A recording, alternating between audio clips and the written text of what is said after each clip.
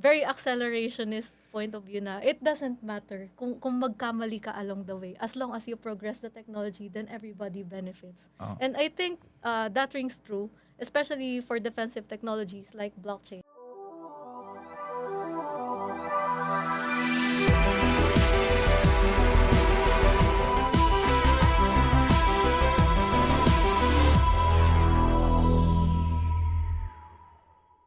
All right, welcome to another episode of Kaka Computer. And today we'll talk about Web3, what its adaptation and role is. So to begin, let's define what Web3 is. Okay. So, ako muna sagot siguro. I'll define it in three progressions. Nag-start kasi ang internet. This is the Web 1. It's the read paradigm. So, the internet is meant to broadcast information to whoever's viewing it. The viewer plays a passive role. Hindi siya nakikipag-interact. His interaction with the website doesn't change anything about it. Then, Web 2 came, which is the read and write paradigm. So, the experience of one user in a website is different from the experience of another user because we have things like CRUD. We have users creating an account, writing their own generated content, and I mean generating their own content, and that changes the experience dun sa Web 2. They become the publisher of their own platform. But the thing with Web 2 is the frustration is that centralized servers have control over their data. So pwede nila yung isell, they can use it to sway the behavior of their users. Like Cambridge Analytica, it was used to sway the election results based on the data of the users ng Facebook. So that's how Web3 is born. It has the read, write, and own paradigm, which means that users can read and write like regularly in Web 2. But the thing is, they can own their own digital assets and they can prove ownership of it. So they can have tokens, they can have NFTs, which can be any file or an ID or any information about them.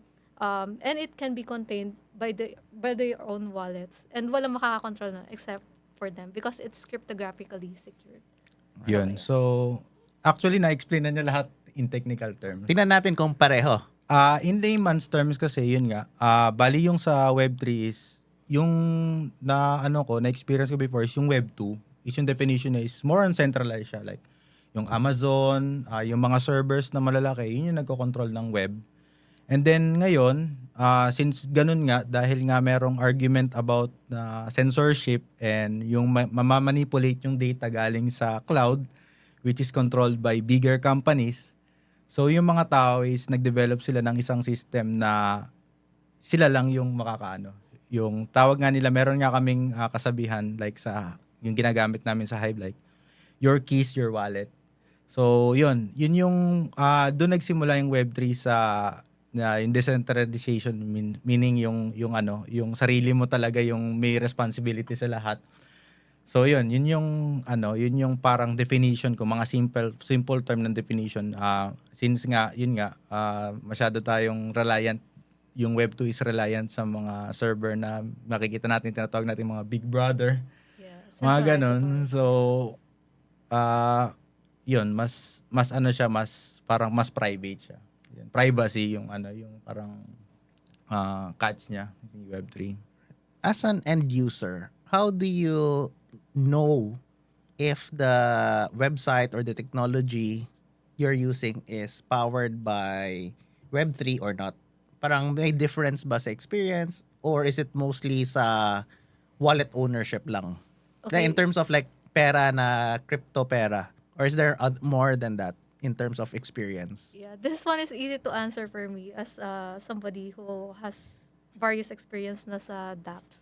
So the only separation siguro sa experience is you got to approve the transactions. If you're going to write in the blockchain, lagi yang may prompt sa'yo to approve the transaction. It doesn't matter kung embedded yung wallet mo. It doesn't matter kung in-app or whatever. Laging kailangan ng approval nung nung owner ng wallet, kasi they have to sign it with their private keys Mm. before mag-proceed, and they have to pay the gas fees, or sometimes somebody else pays the gas fees, but they always have to approve. To write to your wallet or to Yeah. your keys. Parang email na kasi email's also powered by Yes. private key. So parang in other words, a private and public key. So you have to Yes. have that approval to write to your storage, parang ganun. Yes. Sa akin, yun nga, as an end user, like, kung ako yung in layman's terms, kunwari sa nanay ko, i-discuss ko yung Web3. Mm. O ito yung private keys mo. Sobrang, it takes time to comprehend yung basics ng like pag-access sa private key, like kung gaano ka-importante yung private key. May iba kasi 'di ba, sobrang haba ng private key, nakaka-stress na itago. And then the second one is paano mo itatago yung private key na yon.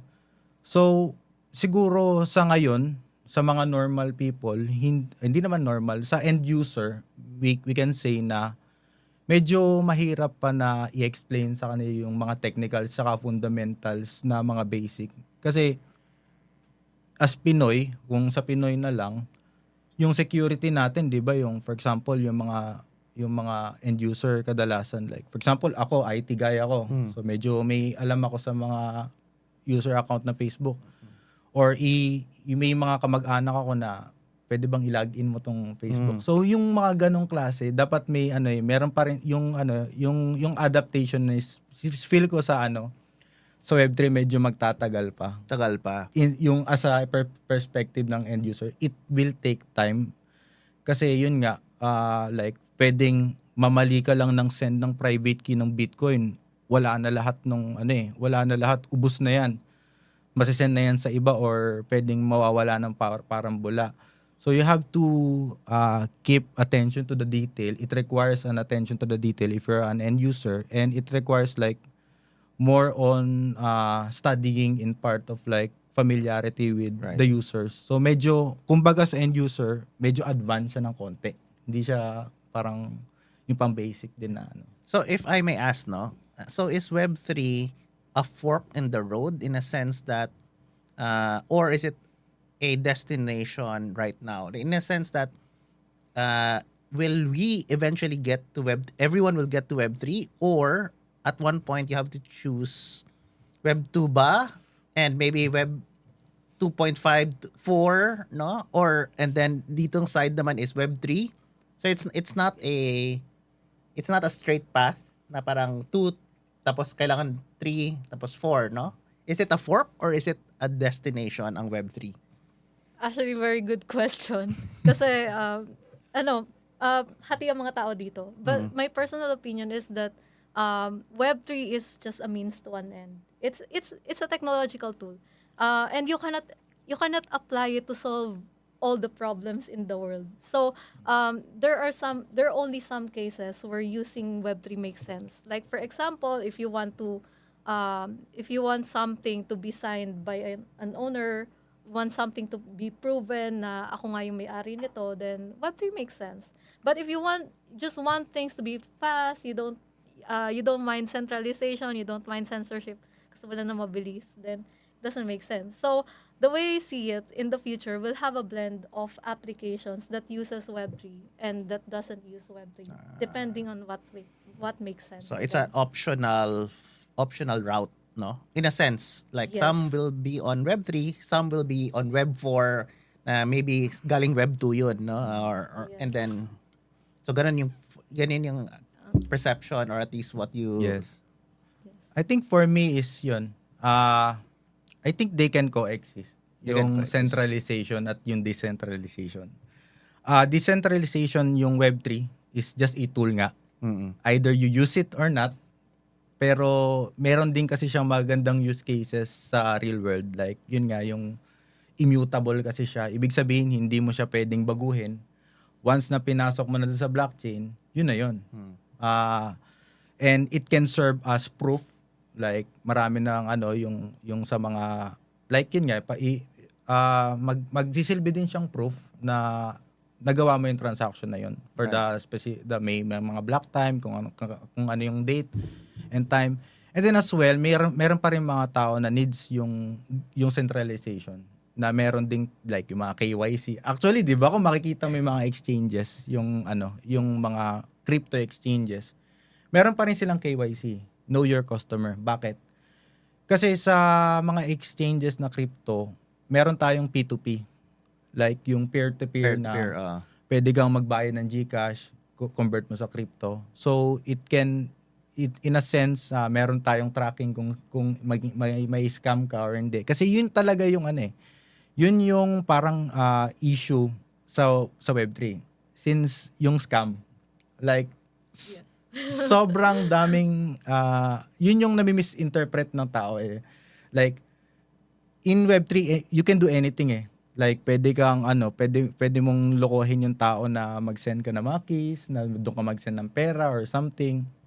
But that's more social engineering, not more- because of Web3 itself, right? It's social engineering. Siguro yun yung parang nagpapa step backward sa Web3 kung bakit na yung tawag doon, na medyo nagiging skeptical ang tao in Right. terms of like yun. So White Cloak Technologies is a custom software development company. They build mobile and web applications. They work with leading brands in banking and real estate. Visit their website at www.whitecloak.com to know more.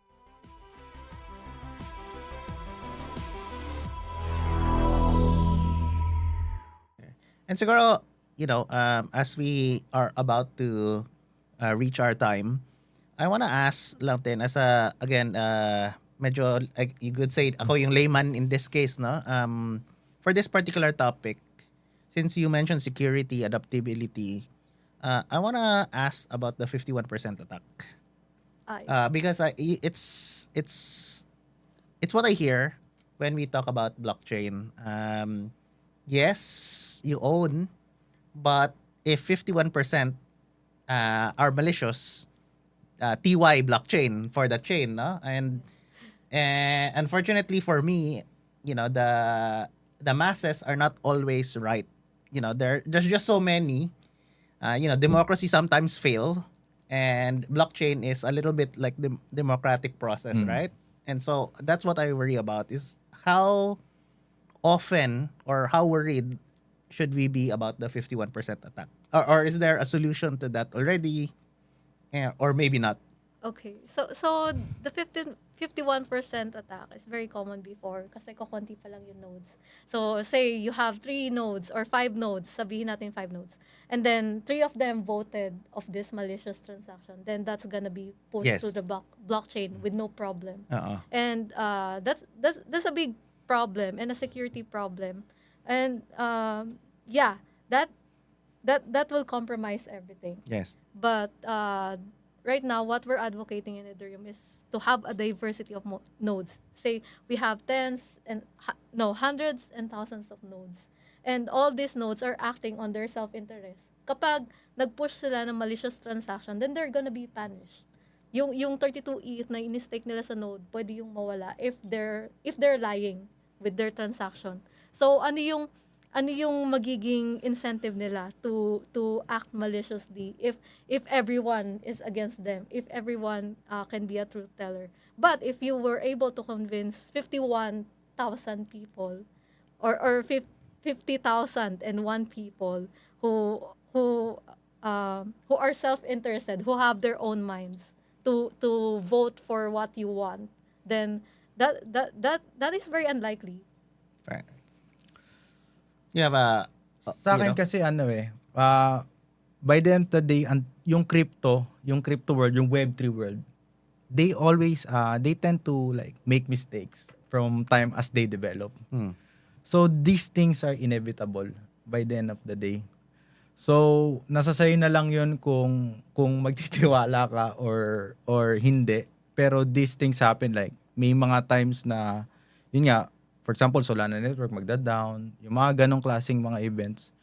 So sa akin, in general na lang, since yun nga nangyayari sa Web3, may mga tendency nga na ganun, but they keep on striving, they keep on developing some new things, they keep on like uh, knowing their mistakes, and then they're trying to do what's right, kung ano yung tama. So para sa akin, kung magiging isipin mo na, uy, baka may magganto na naman. Oo, masasabi ko, may mga may ganun pa rin eh. May tendency pa rin, pero ibang ano naman.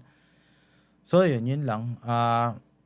Sa akin, I trust all in terms of Web3, I trust it Web3 as a tool. Pero yun nga, may mga times talaga na hindi talaga inevitable talaga yung mga ganun. Add ko lang yung yung point of view ni Gerard. na very accelerationist point of view, na it doesn't matter kung magkamali ka along the way, as long as you progress the technology, then everybody benefits. Oh. And I think that rings true, especially for defensive technologies like blockchain, kasi right now we're on the race against AI. AI is getting out of control. You cannot verify whether a content came from AI, whether AI can actually if they can control wallets, then they can manipulate the markets as well. Right. So Yeah. so that's why I also believe in what he said, na we need to accelerate this technology as fast as we can, even if it costs some things. We always, like, as a human, to err as a human eh. So if you're like, lagi tayo nagkakaroon ng mistakes. May mga ganun talaga. Like, syempre, kahit din sa mga crypto, marami din nagiging crash eh. Like, mga nagiging loophole. Like, alam niyo na yung mga Terra Luna, yung mga ganun. So, Yeah. but we keep on thriving. Like, people believe, there are like people like believing in Web3. I think hindi siya na Web3 lang eh. Decentralization itself. Right. Yun lang. So para bang Web3 right now is palang the wild west pa lang ngayon, no? Parang Yes. it's there's a lot of opportunity, a lot of gold there, but it's also very wild. Yes. And we know naman what happened there sa Wild West. Eventually, it's stabilized. It formed, ganyan, etc. And got adopted. And like I said, this is a fork in the road in a sense na it can be used. It will get there as long as people continue to go and develop this.